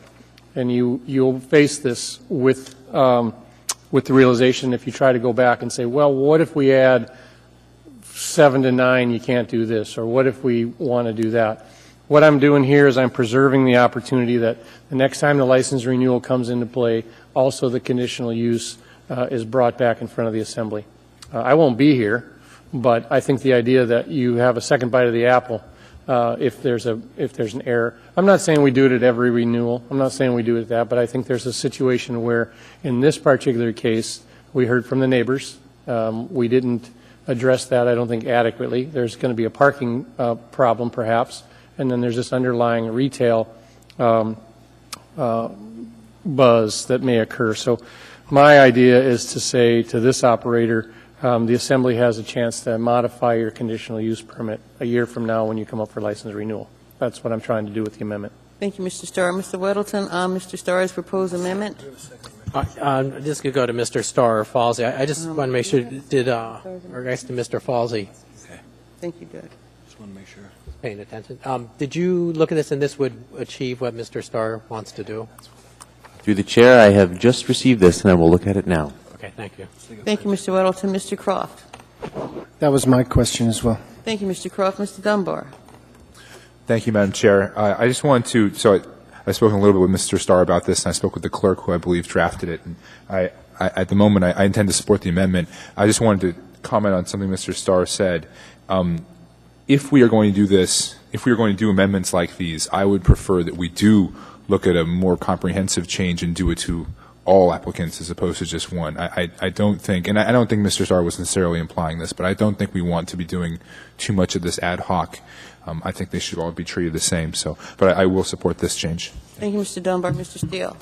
Yeah, as I understand it, the concern was from the neighborhood was that they didn't want a flashing light with a big canvas leaf on it on a 40-foot pole out front. And so that kind of is what started the, I don't think that was proposed, but that was a fear that they had. So this takes care of that, and if we're able to make it more universal and have the rationale for it, I'm all for that coming up when this comes up again. Thank you, Mr. Steele. Ms. Timboski. Thank you. I just need a little help from Mr. Falsey. Mr. Falsey, I thought we drafted just holistically when we were drafting the rules for the marijuana licensure that the Assembly essentially retained the ability, if there was complaints, if there was concerns, we could basically serve notice and bring the license back before us. Is this helping the conditional use part, or could we still have the same mechanism in reviewing if we had it? Do you see what I'm saying? Is it necessary to go this route with separating out the conditions? Or do we already have the mechanism? Because I was thinking in my mind we had the mechanism in existing code, but I could be wrong. I don't have it in front of me. Through the chair, we did, in crafting the licensing and land use provisions, retain the ability of the Assembly to add additional conditions on the license when the license came up for renewal. In actually processing this first batch of marijuana applications, there was a question raised about what if the Assembly wanted to reassess or add new land use conditions, which would traditionally fall on the conditional use permit or the special land use permit for marijuana in this case. I believe that the code that we enacted would allow the Assembly to add a land use-like condition to the marijuana license, but an amendment like this certainly would make that Clear. More unambiguous. And I believe Erica McConnell is at work at a clarifying amendment for our licensing regulations to make that 100% unambiguous. Yeah, I think that's helpful because the goal was anytime, as we're putting the initial ones into the community, if there's issues, if there's problems, whatever it is, the Assembly intentionally drafted a way for us to bring it back before us and fix whatever issues are there. So whether it's the license or the conditional use permit, I think it's very helpful if we didn't quite get it right. So thank you, Mr. Falsey. Thank you, Mr. Timboski. Mr. Falsey. Mr. Croft. Yeah, so does the language, this says that the land use permit will be available and open for review. Yeah, I guess I expected it to say modification, amendment. When I first read this, I couldn't tell whether it was simply a notice requirement or it was pulling the merits of the land use permit itself, the SLRPA up, And so, yeah, if Mr. Falsey, if you think it gives us that, if we already have that power, then what are we doing by adding a much more narrower version of that power in this specific thing? And if we don't, I would like this to read, in effect, that it's all before us. And it's not just up before us on the first year. It's up all the time, that we can always notice and pull back and review and amend the conditions. So I worry that we're doing a much more narrow thing than what I hope we have the general power to do. I'm supportive of the direction you're moving, Assemblyman Starr. I'm just trying to figure out if we already have that power and what this does if we do. Thank you, Mr. Croft. Mr. Starr. My experience would be, and I don't want to debate a lawyer because I never win on that, but I think that there's two distinctions here that we need to maintain clarity on. The license and the renewal process of the license is different than the conditions of the facility. And when you look inside this action tonight, things like ventilations and hours of operations and advertising, those are far more specific to the address than they are to the license operations. Cash handling opportunities and, are you crime-free? Have you done a background check? More license-driven, pay your taxes. So as we got the law handed to us by it shall be regulated like alcohol, alcohol is a distinct difference between the license renewal. I'm trying to explain to you, Mr. Croft, so that when we come about, the license renewal is basically, do we continue to give them the opportunity to license, or do we take it away? I would rather not oftentimes take a license away through punitive action or lack of recommendation at renewal, but I would like to have the opportunity to modify the conditions of use under which they operate. So I find that there's a nuance. It may be, Ms. Dembowski, that the intent was to provide that safety net in there, but we're blending the words differently. The conditional use of the special land use permit, as it's now called in Title 21, is my view is distinctly different than the license renewal.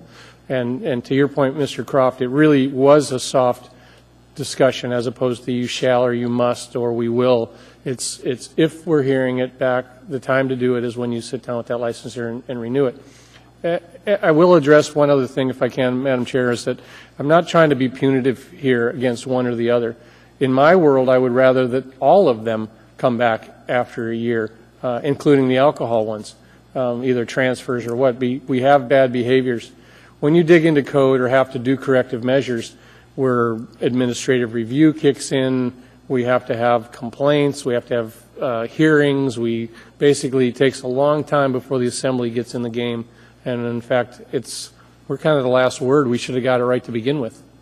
Sometimes when you have a bad performer, it takes a long time for us to correct it, or sometimes we can never correct it. So I guess I would urge approval. It's not to be punitive. The Assembly a year from now when license renewal comes about can basically do nothing. But I think this preserves the opportunity or clarifies it that you can change the conditions of use, either modify them, take them away, add new ones. Very cool. Thank you. Thank you, Mr. Starr. Mr. Falsey. Just as a further point of clarification, what we said in the licensing ordinance was that at the time of the renewal, the Assembly may impose other conditions or restrictions on a license issued under the chapter when it finds it's in the interest of the public to do so. The question that's motivated this conversation was whether you can hang land use type conditions on the license rather than on the special land use permit itself. As a matter of practice, we have always distinguished between land use type conditions and other types of conditions, which might be more appropriately licensing conditions, but that is a matter of practice, not a matter of law. So I don't see that there's any reason why you couldn't hang a requirement about fencing on a marijuana license when it came back for renewal. The code change that Erica McConnell is working on would clarify that and say more specifically that the land use type conditions could be hung on the marijuana license when it is up for renewal. I'm just reviewing this proposed amendment in real time. I don't think anything about this proposed amendment is in conflict with that read of our current law. So I can't don't want to opine officially on this amendment, having not had some time to spend some quality time with it, but I am sensitive to Assemblymember Croft's observation that it does appear to say that we will bring everything back for review, but it doesn't more clearly say that you would be allowed to modify or adopt new conditions, which may be the intent, although I think it is probably already provided by current law. Thanks. Thank you, Mr. Falsey. Mr. Dunbar. So hopefully, if Ms. McConnell gets that code change, then we can do this to this one and everyone going forward. Very small technical point. The fifth word of the first section, I believe it should be an and, not an and. I think there's a superfluous D there to be removed. And to Mr. Croft's point about are we limiting ourselves because of the time, because we only say the first year, the way I read it is after the first year of operation. So in my reading, it's every year after the first year because it has to come back for renewal every year. The license does. Thank you, Mr. Dunbar. Mr. Trainee. Just I'll be supporting this, Mr. Starr. Thank you very much for bringing it forward. When we wrote this law initially, it was to give the Assembly maximum flexibility that we've never seen with alcohol licensing before, especially for alcohol. We want to get it right this time, so I appreciate you bringing this forward, Bill. Thank you. Thank you, Mr. Trainee. Mr. Weddleton. I just maybe offer a friendly amendment. Is that, can we change the word review to modification by, just for clarity? Did I do that right? Do you want to make a comment? Madam Clerk has a comment, please. Yeah, please do. I think it's the interpretation on our authority the evening that it would occur. So if modification is what we're urging, that's fine. I want to make sure that the two events are tied together, partly. And so that the special land use permit will, contrary to Mr. Falsey, won't always come in front of the Assembly, a license renewal. So this puts it in front of us. The special land use permit becomes in front of us. Do I want to empower the ability to modify? Yeah, but I don't know if we don't already have it. Thank you, Mr. Starr. Madam Clerk. Thank you, Madam Chair. To respond to Mr. Weddleton's question and Mr. Starr's comments, in the code, modification means something for a SLUP, or conditional use permit, or special land use permit for alcohol. Thus, I wouldn't say that it's open for review for modification of the Assembly. I think Mr. Falsey might have an opinion on that. I think you could say the idea is just so, if, for one opinion, the idea that it's open for review probably means for an addition of conditions. If you needed to add something, you could say open for review and consideration of additional conditions.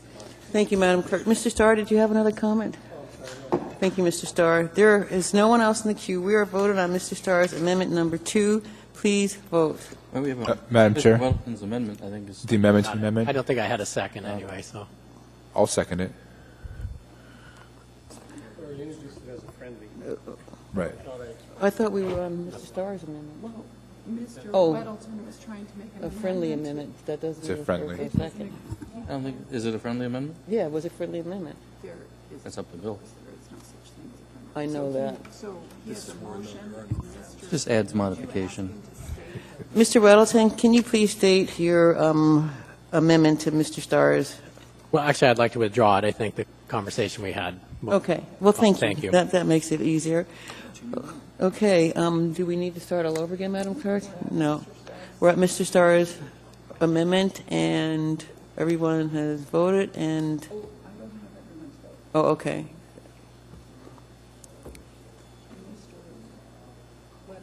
Mr. Weddleton? Excellent. That amendment is approved. We are now at the main motion. The main motion is approving AR 2016-198, a license for Arctic Herbery. There's no one in the queue. Please vote. Mr. Starr? No, he did. Okay, great. That is approved. We are now down to agenda item number 17, audience participation. Anyone wish to speak? I'd like to say something. As I've State your gone name, through- please. I'm sorry, Brian Thorpe, Thorp. As I've just recently gone through this review process for this special use permit, thank you, appreciate the approval of it.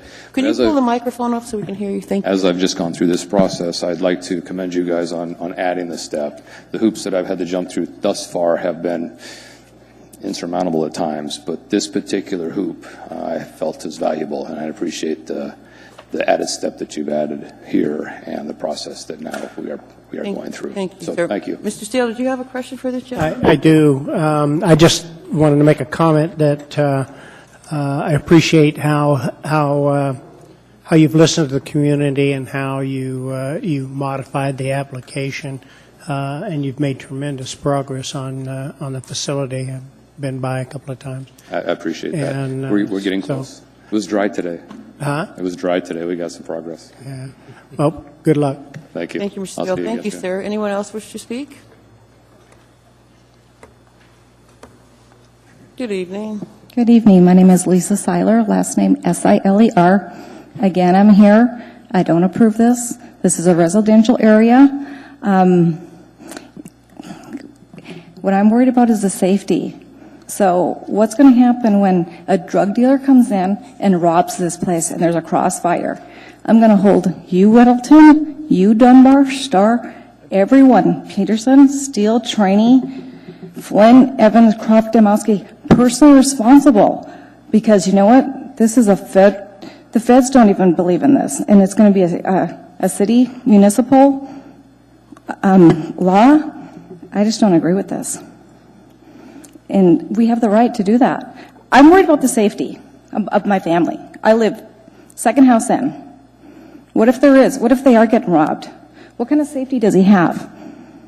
Do they have like guardian security? Is there, they're going to have a bunch of cash on hand? What kind of safety? Have we talked about that? Do we know? Does anybody know, Mr. Steele? What are they going to have? I don't know the specifics. It's a state law, Okay. and For safety? well, they've done their guidelines, and we're adhering to their guidelines, and we've got some additional ones of our own. Kind of the fence? Pardon me? The fence? The fence, the contact with the community, the fact that they went to neighbors and to the community council and made their proposal and made their pitch. I'm just very worried about that. It's with the drug dealers, Same thing with a liquor store. Absolutely. Same thing with absolutely. with, It's just I'm very auto close. body shop, whatever. Yeah. I know they don't. I don't think they have a lot of money. Thank you, Mr. Steele. I understand your concern. Thank you, Mr. Steele. Mr. Trainee has a question for you. For sure. And this is only the agricultural. This isn't the retail. Your big concern is with the retail. But he is applying for that. He hasn't applied for it yet. Uh-huh. Tonight is only growing. And we'll have a whole other discussion when it comes to retail. Thank you, Mr. Trainee. Mr. Starr has a comment. Mr. Who? Not for this speaker, but I do for Okay. you. I appreciate all your time, and I just want to let you know I am very concerned. I mean, I didn't buy that house years ago to have a grow operation go. I mean, I think it should be totally in an industrial area. This is a neighborhood. I mean, there's a ballpark right down the street. There's a school. I mean, this is crazy. I can't even believe that you guys aren't going to approve this. I am. I'm very sad. Very sad. Thank you, ma'am. Anyone else wish to speak?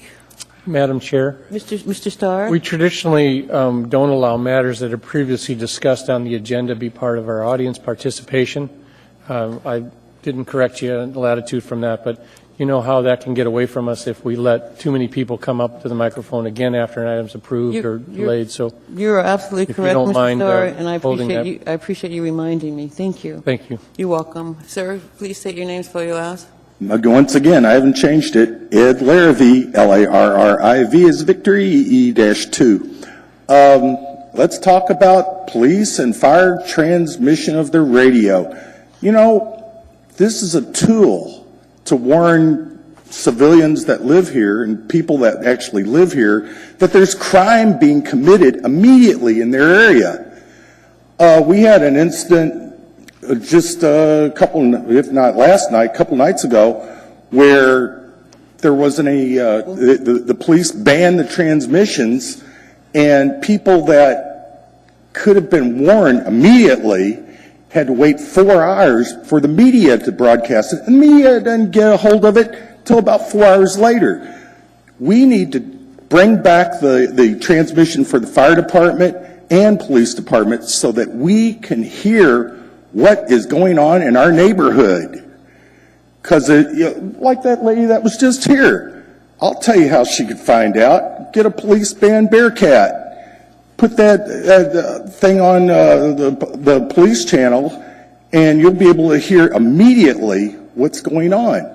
Now, if you censor this, then they won't find out. They'll walk outside, maybe get shot, because they won't have any warning of what's going on. Yet we allow our police department and fire department to ban this transmission. This is a useful tool to people that obey the laws so that they don't get in trouble. Because I tell you, if somebody shoots at me, I sure hope I'm packing, because I will defend myself. But if I don't know what's going on outside and I walk out there after, I'm listening to the Bearcat scanner, I didn't hear anything. I walk out there and get shot, I'm going to be pretty upset because I could have been warned like in the past. What type of censorship is this? I mean, I want to know. And I don't know because my Bearcat scanner isn't telling me because the police have cut off transmissions, fire department has cut off transmissions. If there's an earthquake and they're still transmitting, and if I have power, I'll know what's going on. Instead of blindly walking out of my house and like my neighbors and getting injured, maybe by some lunatic that I think the last one, this guy broke into a car and opened up a garage door, and he had the guy's pistol, and he shot the guy in the abdomen.